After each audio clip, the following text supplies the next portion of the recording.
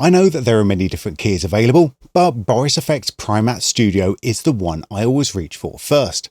Not only does it have the rock-solid Primatte keying at its core, it's also got custom Continuum modules to help with things like denoising, automatic color correction, and garbage masks powered by Mocha and the AI object brush.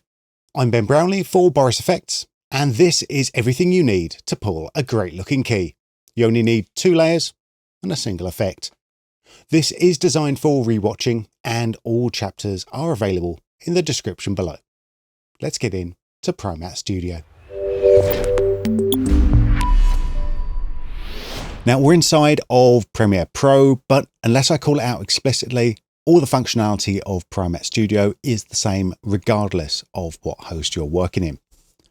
So we are going to be keying this young lady onto a background of a coffee shop. So let's start off in our timeline. I have my background on V1. I have my foreground on V2 over the top of it. And I'm going to come into my effects and I'm going to search for Primatte Studio. And I'll just drag that over the top. Now, because this is a full featured keyer, there's a lot of stuff that we can do here. And it's broken down into various modules. But we do have a couple of very important buttons that we want to play with first of all. So the big one is the auto analyze button. This is the one that is very tempting. And the reason it's very tempting is because if I click on it, it does my initial key. Now, if you want to work with the older way of doing things, the way that we've had in the old BCC Primatte Studio, then as long as our filter is selected, we can interact directly in the viewer to come in and do things like cleaning up background noise, or I can change this to clean up the foreground noise as well if I want to. But that's a kind of clunky way of doing things because depending on your system, depending on your host, the interactivity might just not be there when you start to play around inside the viewer. Now, a better way of doing things is this. I'm going to reset my effects now. I'm going to use the custom Primatte UI that we have. And I can do that either by clicking on the effects editor or click on the refine key button here. And this brings us into the Primatte Studio effects editor. And if we take a look up at the top, we have all of our interactors and keying tools. Nice in a well laid out toolbar instead of having to look through inside of a drop down menu. But also we have a number of different presets over on the side. Now, if I click through these look a little bit weird. Like a lot of these are doing either something green to the skin, or they're going to come up and say that we need to set up our background layer. So we're going to do that before we do anything else. So I'm going to hit cancel, come out here, and I'm going to set up the background layer. Now this does look a little bit different depending on which host you're in, but it will say background. In some hosts, you'll have to choose a particular layer, like After Effects, for example, or we can choose a video track. And here my background is video 1 because that's where I've got my background. And after that, let's just click on refine key one more time.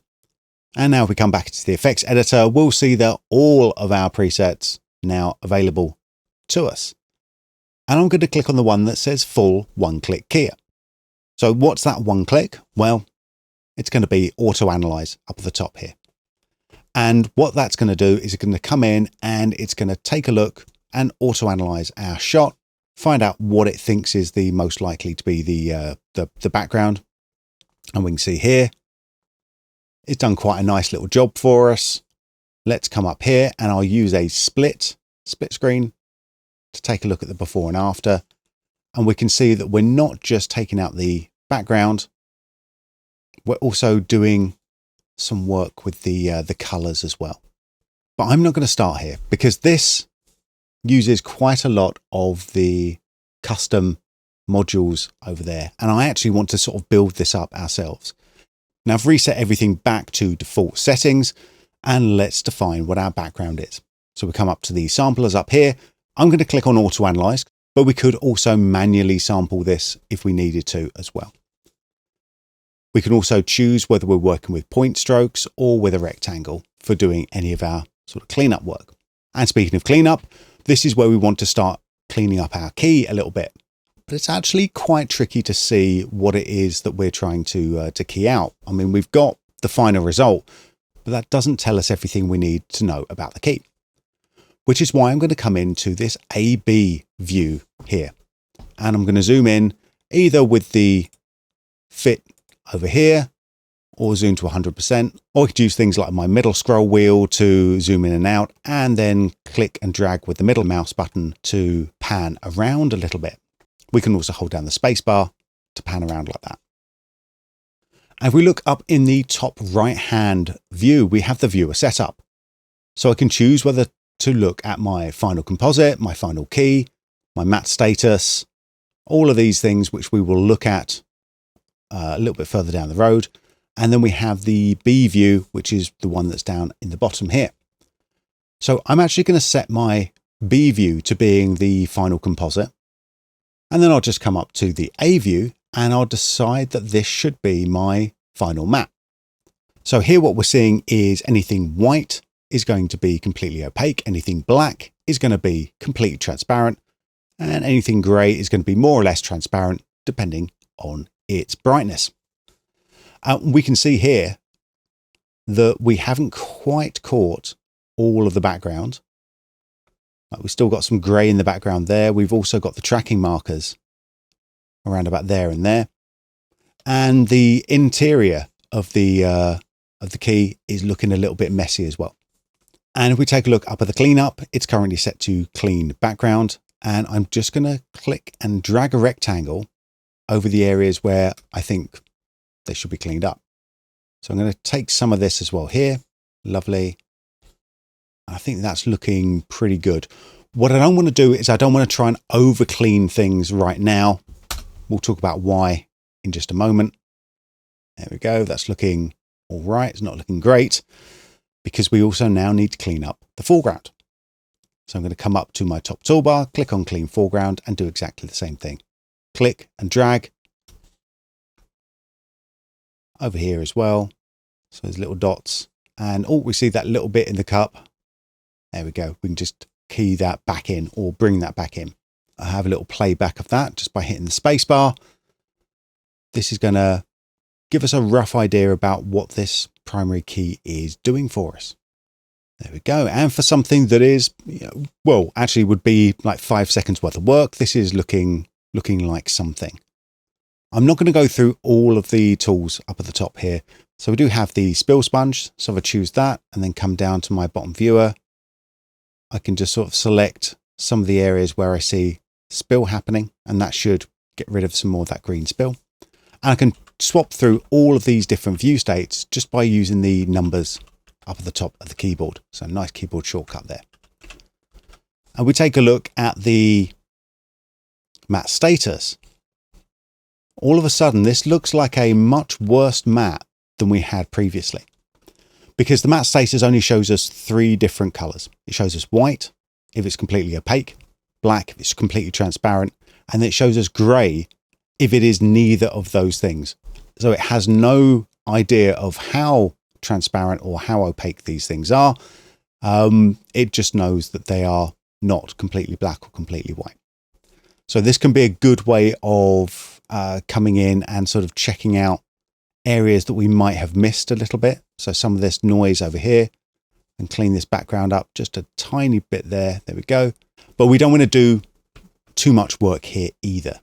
Okay, so we have our primary key done now, and we can definitely start working with this. I'm going to take a focus now on the other modules over on the right hand side. I'm not going to go through all of these in order. I'm going to do this in a big to small sort of setup so that I can give you the fastest way to pull a great key. And so looking at this, we can have a look at a lot of the excess things we have still in the scene. We can see the lighting, we can see the seam that is originally in there. We can see the bottom of the tripod there. All of this nonsense, we can just garbage mask out. And if we want to do that, we go to garbage matte. And I'm just going to crop this here. I'm going to take my crop up to 0 and 100 so that we've got the whole thing here. And I'm just going to crop in until I don't see the edge of that lighting umbrella anymore. And the same in the bottom left-hand corner. It's right, Ben. Same in the bottom right-hand corner. I'm just going to come in and take this down until I can't see any more of the nastiness there. This is probably where we really want to have the matte status on. So we can just crop out all of that stuff there. And I might clean up just the last little bit of the background there. There and there. Excellent. If we did have a more complicated mask we needed to go to, we can have a look at a Mocha mask, but I'm not going to do that now. We'll handle that in a different tutorial.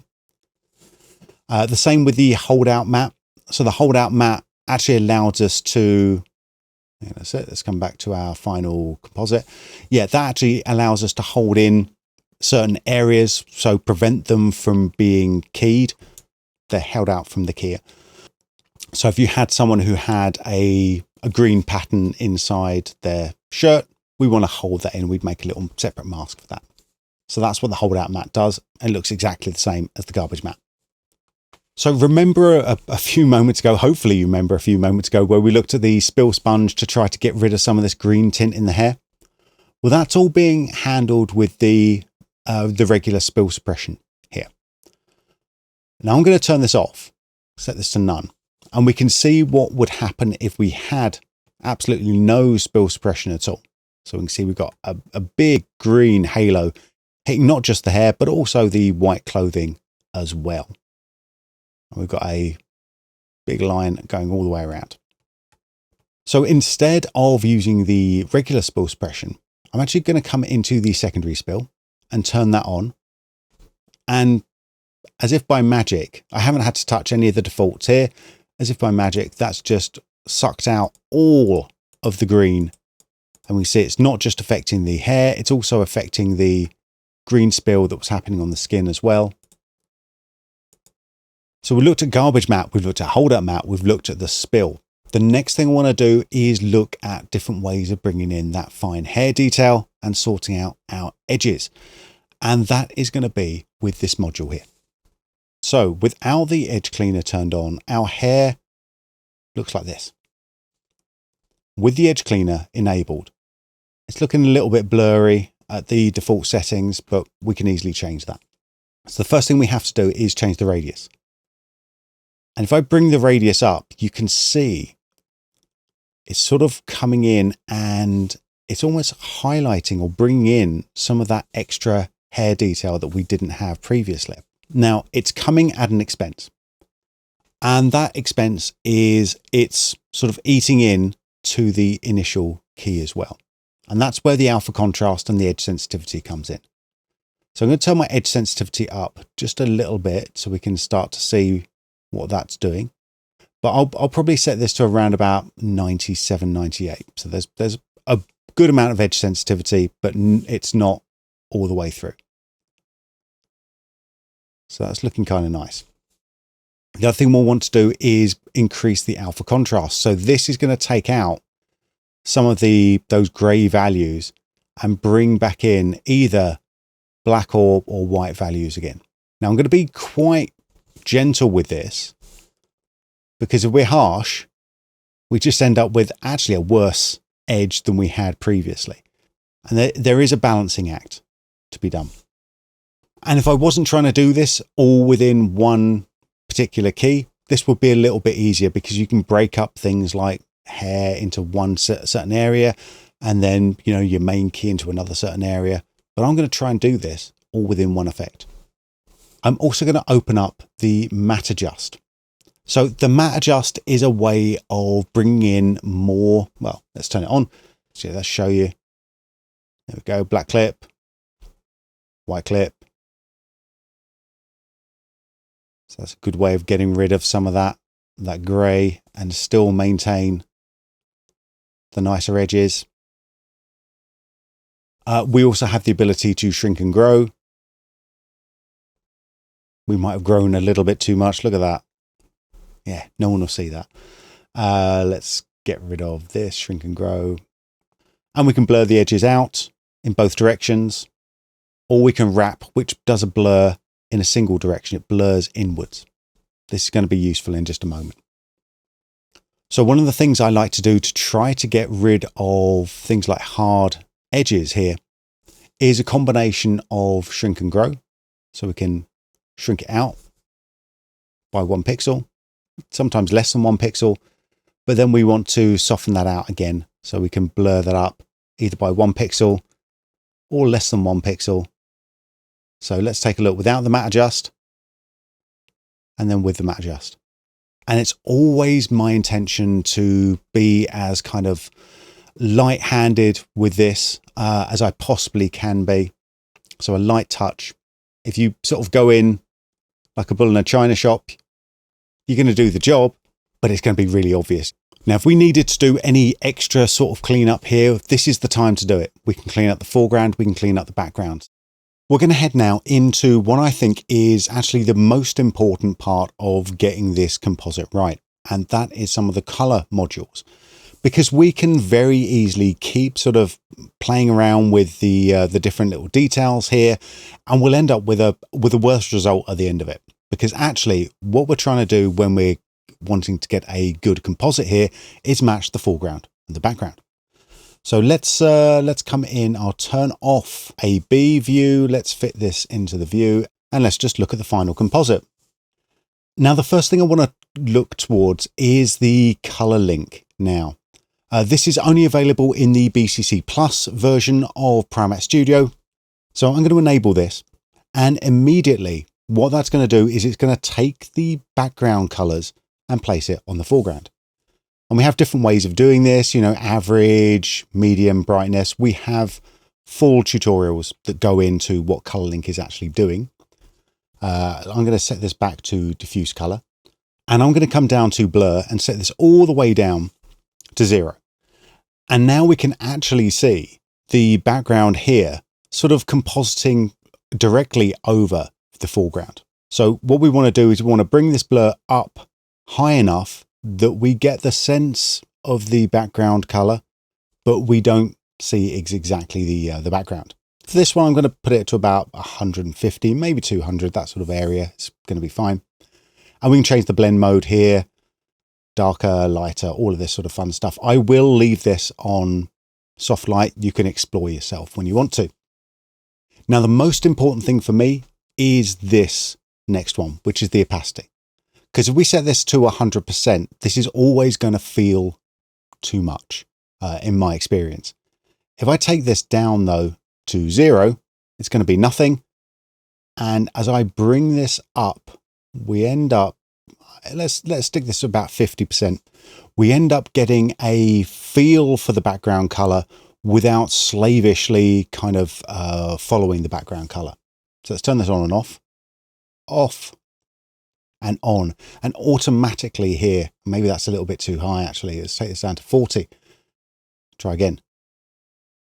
And automatically here you get a sense of the background on to the foreground. If you're working with a colored background, this works even better, and you can get some really good looks here. I'm going to turn over to our color correct module now and enable this, because at this point we can still go in and we can do our sort of bigger color correction across the whole of the foreground. So here I might want to just try and match this in a little bit more. I'm going to bring the gamma up so we get that sort of lightness coming in. I'll bring the contrast back in there. And because we've got all of this, I might have to touch the saturation down a little bit. I don't want to take it down too much, maybe touch the brightness down a little bit as well. Again, subtle sort of details here. And there'll be like a little moment where everything starts to fit into place. Before, after. And I like doing this just to see if we've gone too far or if we need to do a little bit more. So that's the overall color correction done now. Let's turn our attention to the edges. And this really is where things start to come together, because even now we've still got like quite a sharp differentiation between the foreground and the background.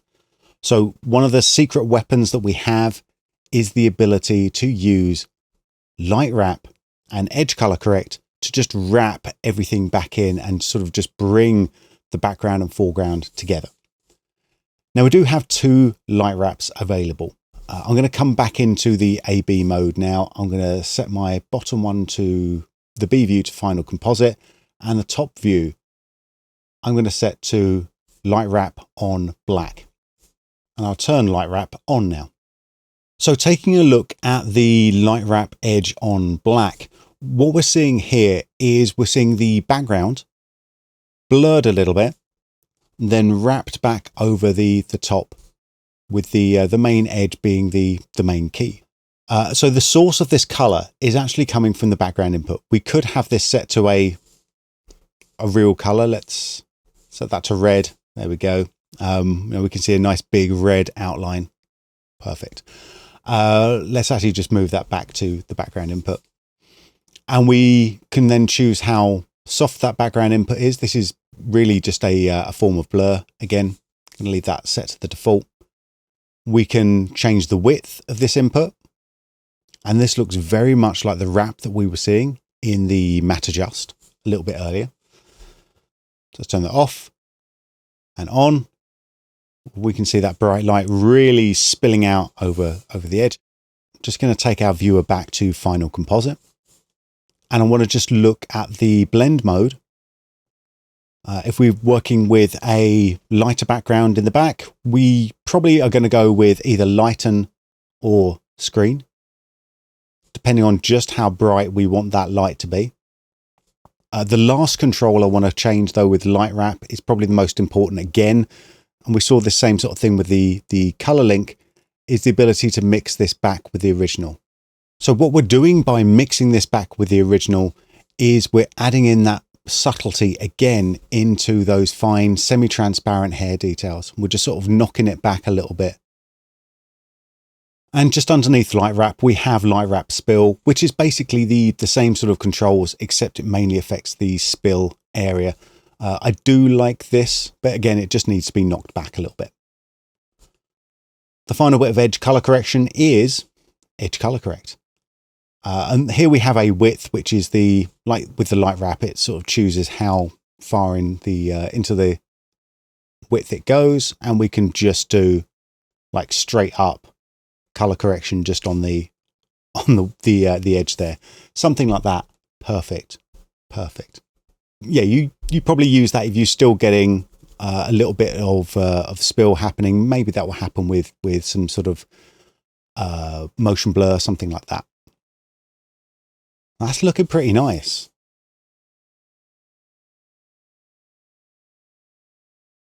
Now we do have an advanced module down here. This is beyond the scope of what we're trying to achieve with this little intro.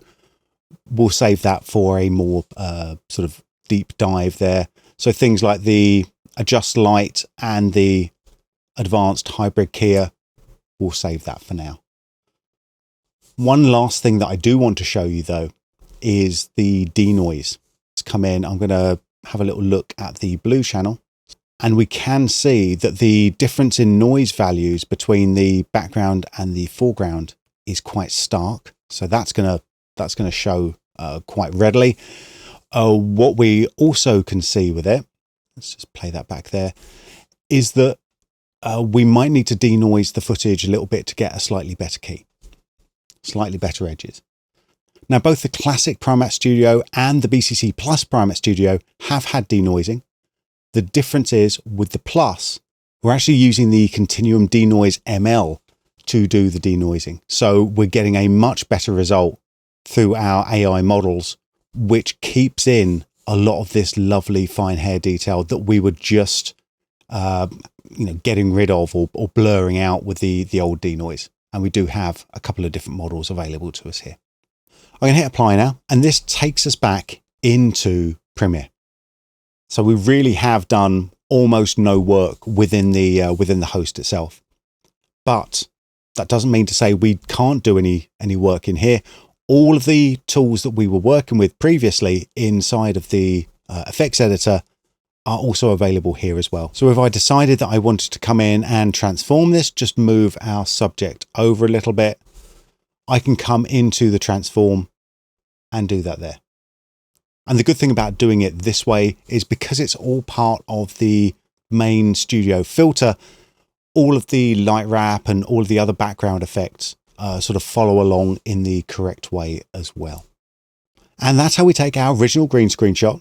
And then with one effect, we can come in and create our final green screen composite. So if you want to learn more about any of these modules or any of the advanced ones that we didn't take a look at, then please let me know in the comments below. My name is Ben Brownlee for Boris FX. I'll see you again soon.